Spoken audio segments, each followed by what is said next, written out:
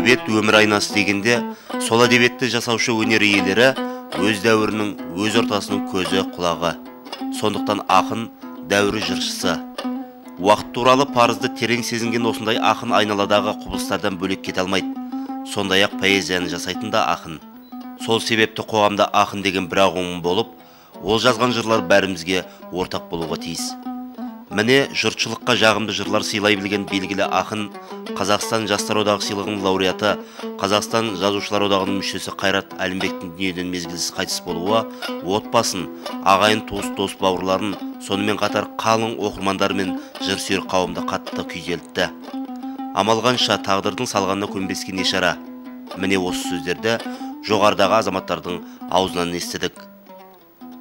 Жалпы адам ғайып болғанмен соңында жақсы болса аты, ғалым болса хаты қалады.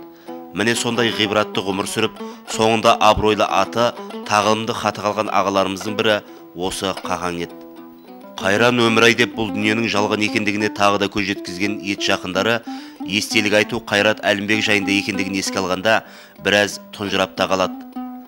Әрине естеліктің бір шарты естіген емес, көзбен көрген, оқыған емес, көңілге тоқылғаны айтылу керек. Сондықтан да біз марқұмның студент кезінен үзеңгілес досы болған, өмірдің қызығы мен шыжығын бірге көрген, бір-біріне өз өлеңдерін тыңдатып өскен ақын Бауыржан Жақыппен сұхбаттасқан болатынбыз. 80-ші жылдары бір топ жас арман қуып Алатаудың бөктеріне келіп едік. Соның ішінде Нұрлан Мәукенұлы, Бауыржан Сөніп, Қайрат Әлімбеков, Есжан Айнабеков сияқты талантты азаматтар бар еді. Барлығы дүниеден өтіп кетті. Енді қазір қарап отырсақ, мынау жазмыштан озмыш жоқ дейді ғой. Сол кездерде арман қуып барлығымыз келген кезде ең бірінші бізді табыстырған атыңнан айналайын қазақтың қара өлеңі еді. Бірге өлең жазып жүрдік. Өлеңдерімізді бір-бірімізге оқитынбыз, соны талдап, талқылап, соның жақсы жақтарын айтып, арқамыздан қағып, бір-бірімізді қолдап, демеп, сөйтіп жүруші едік. Қайрат өзгеше біздің жігіттердің ішіндегі бір ерекше азамат болатын. Өзі кереметтей ақ көңіл, адал, төңірегін түгел іздеп жүретін сондай бір керемет досымыз еді. 5 жыл екеуміз Қазақ ұлттық университетінде бірге оқыдық. Бітіргеннен кейін де ол Талдықорғанның Қаратал аудандық газетіне жұмысқа кетті. Қайтып Алматыға қайта оралды. Соң қазақтың көптеген мерзімді басылымдарында жұмыс істеді. Арай журналында, Өркен газетінде, Алматы ақшамы газетінде, Дала дидары газетінде, Арай журналында, Жалын журналында. Осы жаңадан ашылған бір басылым болса, сонда біздің Қайрат жұмыс істеп жүретін еді, тың жерде. Ал енді оның журналистігі өз алдына ақындығы ерекше болатын. Жоқ іздеген жігітпін деген кітабы шықты. Сөзімнің гүлі деген кітабы шықты. Кейіннен де бір өзінің жақсы бір жинағын берді. Осыдан бір-екі жыл бұрын Қайрат Қазақстан Жазушылар одағында өзінің шығармашылық кешін өткізді. Елдің, халықтың алдында есеп бергендей болып, сонда бір ашылып, ақтарылып, өзінің көкейінде жүрген ойларын айтып, көптеген өлеңдерін оқып еді. Әркімнің ақ айтқысы келетін, бірақ сыртқа шығармай бүгіп қалатын ішкі толқынысын әдемі жыр жолдары арқылы жеткізуді адамның бойына берген ерекше қасиет деп бағалау керек. Көңіл күйді тербеткен құбылысты өлеңмен өрнектеген ақынды ел еркелете де білетін. Міне осындай жан өз болмысында шынымен де аңғалда ақ көңіл болғандығын жары Қуанышгүлде құрметпен еске алады.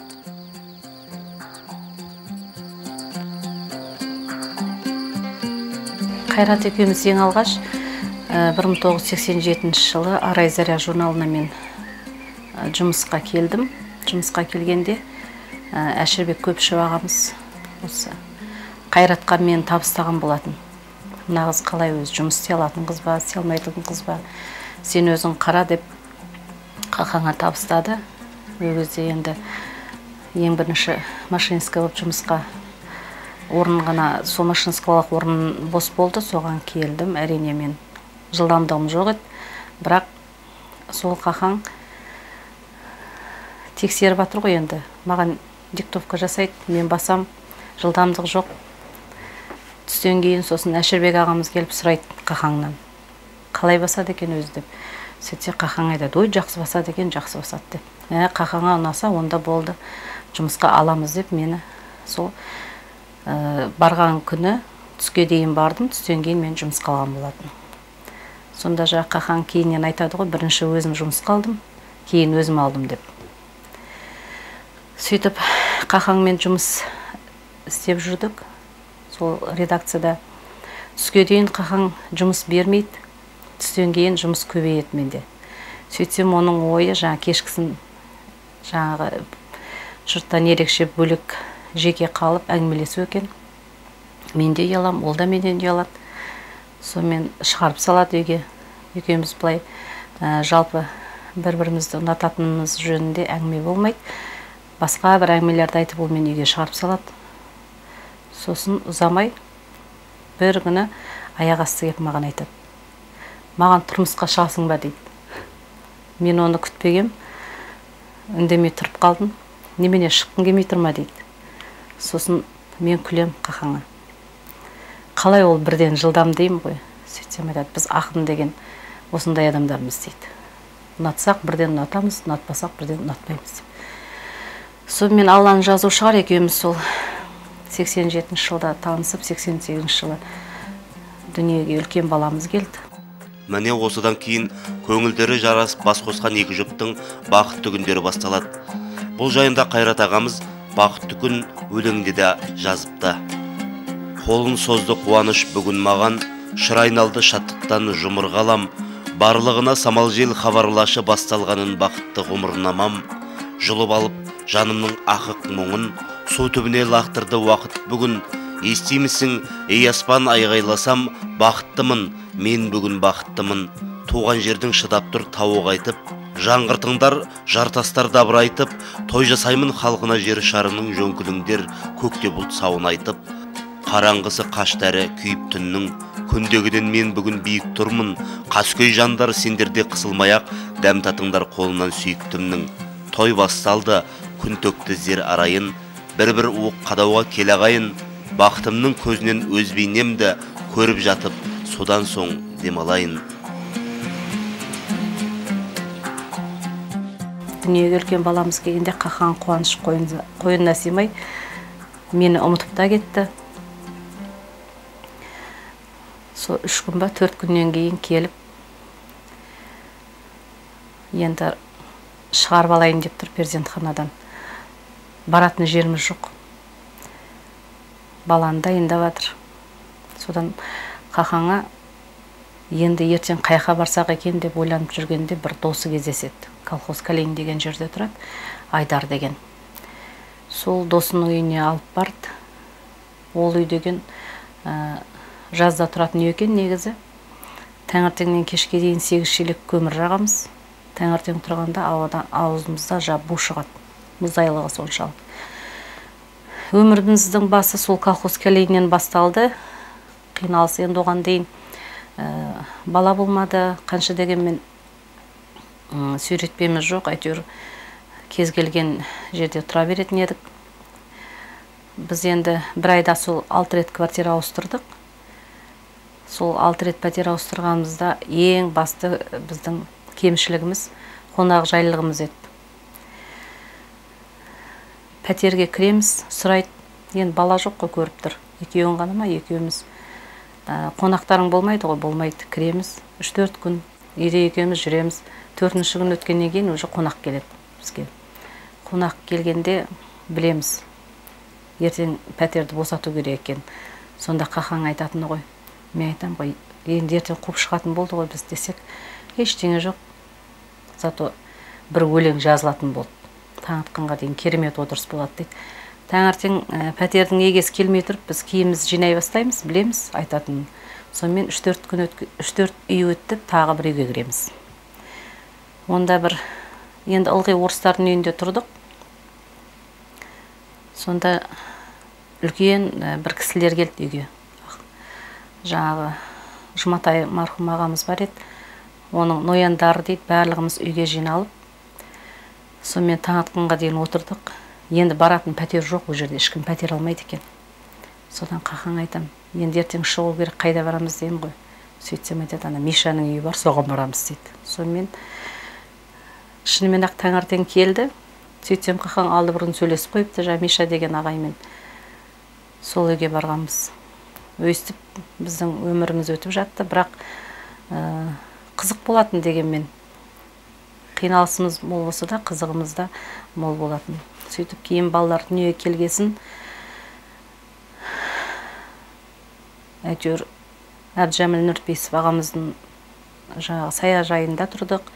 Одан бөлек ең бір орныққанымыз сол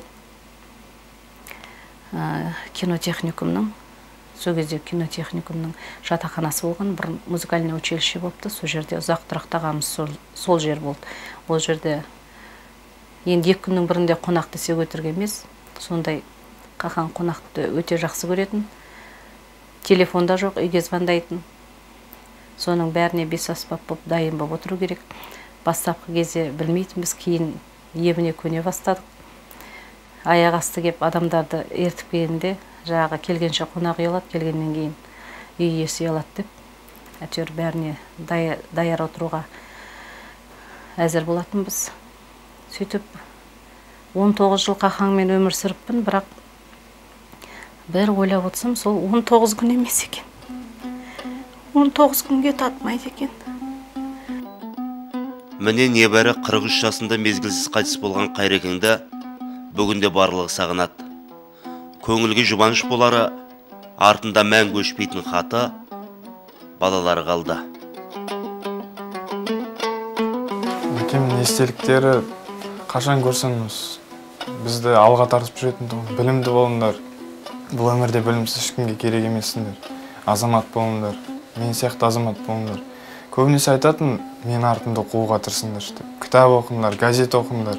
Өмірден қалмаңдар, өмірде не отыр, соның бәрі білуге тырысыңдар деп айтатын. Андасында өзі жұмыстан шаршап келетінде, біз оның көңілін ауламай, өзінің кабинетіне кіріп, өзі тыныш отыратын тұғын. Тырысатын тұғымыз, көзіне көрінбей, өзі жеке бір ақындарда өзі кеудесінде не тұрады, жүрегіне тұрады, соны шыр жерсіп, тыныштықта өзі жүрегімен тілдесетін адамдар ғой. Кедергі жасамауға тырысамыз. Ал кейбір кездерде өзі күлімдеп, көзінен көзімін жағы төгіліп, күліп, өзіміздің бізбен бірге ойнайтын тұғын, балаша. Мойнына асырылып, жас кезімізді кішкентай кезде, садиктен алып кететін кездерде мойнына мінгізіп, күлдіріп ойнатып жүретін тұғын. Қазір сол папамды сағынамын қатты. Енді тағдырдың жазуына ештеңе істей алмаймыз, көнуге тура келеді. Папасы өмір сұрамау қиын, амал жоқ тағдырдың жазуына. Оның пападай жазатын ақындық ағамда да өзімде де бар. Мен орысша жазатын папаның Бауыржан деген досы болатын. Сол келген кездерде мен өлеңдерімді өзінің досына көрсетіп, мен балам орысша жазады, мен қазақша жазатын. Қанша айтқанмен орысша жаза береді. Не істеймін деген сияқты. Сосын Бауыржан досы жақып айтады, күлетін. Сенен де жақсы зат деп, орысша. Сөздерін қара, теңеулер сенен де жақсы теңейді ғой деп. Соны папам мақтайтын енді. Орысша қанша дегенмен қазіргі заманда орысшаны да білген жақсы ғой деген сияқты. Мен әкем өзінің қасына қандай той болса да, не болса да өзінің қасына ертіп жүретін еді. Папамның бір айтқан сөзі есімде. Біз творчество адам дейтін, бізге ешқандай жұмыс істеуге болмайды дейтін папам маған. Папам айтқан, бізге көп жатып ойланып толғану керек дейтін сөздері. Есімде қатты. Анақты қалды сол есімде. Және қазір әкем қатты сағынып жүрім. Кеткеніне сенгім деген еді. Аяқ астынан, көлік апатынан Шеңгелді деген ауылдың тұсында дүниеден озып кетті. Ал енді оның сол қайтыс болған жерінде, опат болған жерінде ескерткіш тас орнатылды. Сонда бір шумақ өлеңі жазылған. Ол өзінің соңғы құйылып түскен өлең екен. Жарылқасын Дәулетов деген композитор, журналист, қаламгер жігіт бар. Сол екеуі бірлесіп бір ән жазған екен. Соның әннің ішінен сол соңғы жазған қаламнан түскен шумақтар болғандықтан жары Қуанышкүл және достары біз сол шумағы лайықты деп тауып сол тасқа белгі қалдырдық.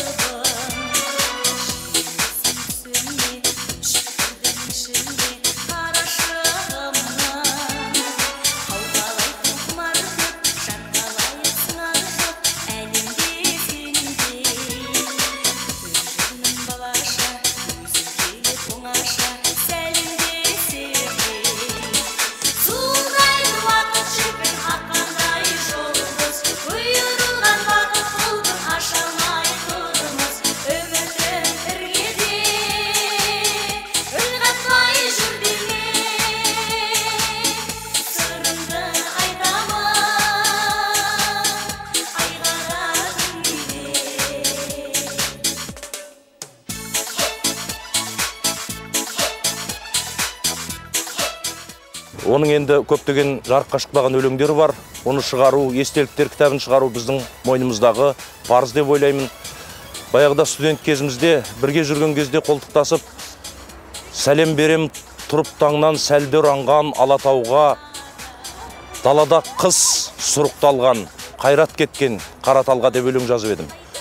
Сол қайратымыз шын мәнінде, сол өлеңді мен бұдан 20 жылдай бұрын жазсам да, қайрат шынымен қараталға кетті. Өзінің туған жеріне барып, өзінің туған жерінде мәңгілік қоныс тапты, мәңгілік мекен тапты. Өзінің анасының қасында жерлеп қайттық. Қаралы қауым сонда қайратты жоқтап қайтып жатты. Алматы облыстық Жетісу газетінің ұжымы түгелдей келді. Сол жақтағы қаламгер ағалары Әбен Дәуренбеков, Әміре Әрін сияқты ағалары көздерінен жас ағып, көңілдерінен қаяу түскендігін байқатып, елдің алдында, қаралы қауымның алдында сөз алды. Енді айтарымыз тек қайраттың жақсы сезімге, ақылға құрылған әдемі философиялық тұжырымдарға құрылған жақсы өлеңдері қалды. Сол өлеңдерін, махаббат лирикаларын қайта жаңғырықтырып шығарып отыру біздің парызымыз, міндетіміз деп ойлаймын. Соңында қалған жары Қуанышкүл, ұлдары Дәулеткелді мен Алланазар бар да, оның өлеңдері бар да, қайраттың есімі жалпы қазақ әдебиетінің, қазақ поэзиясының көшінен еш уақытта өшпейді деп ойлаймын өз басым. Қазіргі уақытта Қайрат Әлімбектің есімін мәңгі есте қалдыру мақсатында жан-жары бастап, достары мен балалары, әріптестері қостап, туған жерінен көше мен оқыған мектебіне ақынның атын беру мақсатында облыс басшылығына өтініш беріліп жатыр екен. Жазушылар одағынан Нұрлан Оразалин ағамыз бастап хат жазып берген, Серік ағамызға.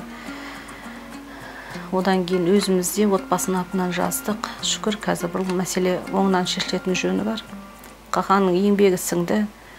Бір адамдай ақ сол Үштөбе, Талдықорған, Новый Мир, қазіргі Жылыбұлақ ауылы дейді ғой. Енді Қақаң арқылы сол жердің аты шықты деп ойлаймын. Атын шығарған бір ұл бар болса, осы Қақаңдай ақ болсын. Сол мектебінің, оқыған мектебінің атын, одан сол Талдықорғандағы сол әкімшіліктің жақ жағынан бір көше бар дейді. Соны беретін ой бар, және Үштөбе қаласынан. Енді адамның жақсылығы негізі шынымен де қайтқаннан кейін ескеріледі, қайтқаннан кейін атақ беріледі, барлығы қайтқаннан кейін ғой. Тірі кезінде әйтеуір бір риза болатыным Қақаңның осы кешін өткізгендігім. Оны да сол аяқ асты Қақаң осы кешімді өткізекті әкімнің Мұратбек Оспановтың кеші өтті ғой, ол курстас Қақаң Семейде тұрады. Мен де бір кешімді өткізейін деп, сонымен аяқ асты сол кешін өткізуге кірісіп кеттік. Оның өтуінің де бір қызықшылығы болды, қиыншылығы болды, әйтеуір шүкір, бір Алла ғой қолдайтын қай жерде жүрсек те.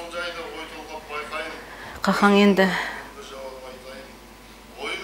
Қақаңды білетін адам көп, өткені жүрегі үлкен деп ойлаймын.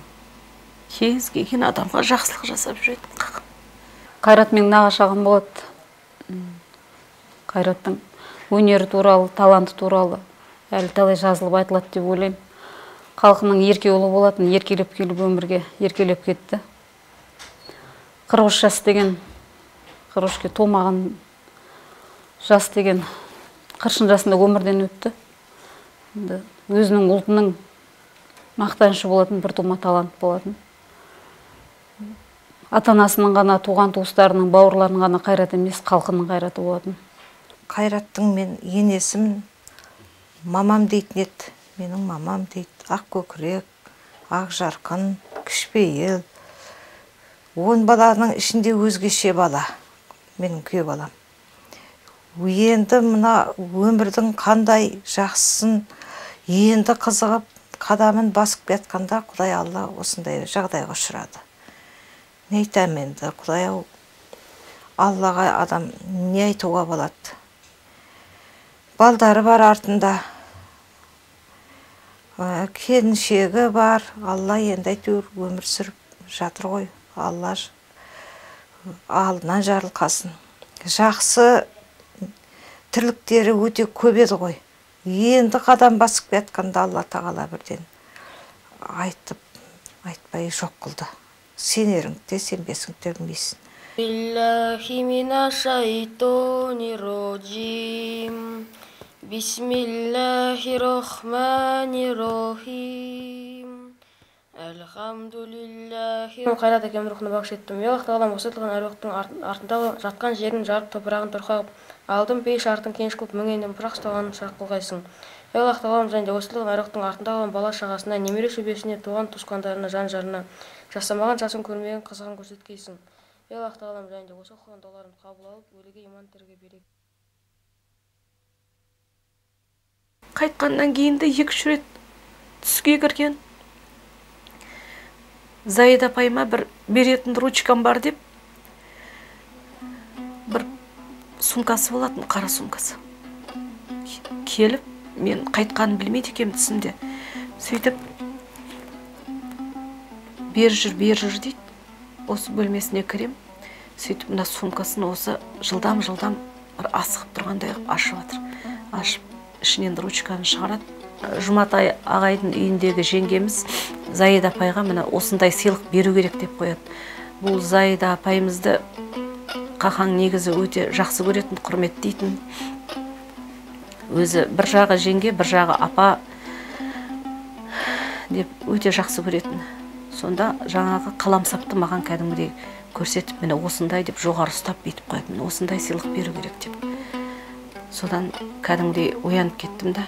Енді бұл айтқаннан кейін орнынан тұрып, шынымен бөлмесіне келіп, сағатқа қарасам, таңғы сол 4-тен 15 кеткен екен. Сумкасын іздеп осы жерден тауып алдым. Сөйтсем, ішінде шынымен сол қаламсап тұр. Сенесіз бе? Сол енді қаламсапты ана кісіге бер деп айтып тұр ғой, Заида апамызға. Енді мен сол қаламсапты кісіге тапсыруым керек. Көзден кеткенмен көңілден кетпейтін, қазақтың қайрат атанған қарымды қаламгер ақынымыздың есімін ел есінде мәңгі қалдыру үшін жұмыс жасау артында қалғандардың борышы сияқты.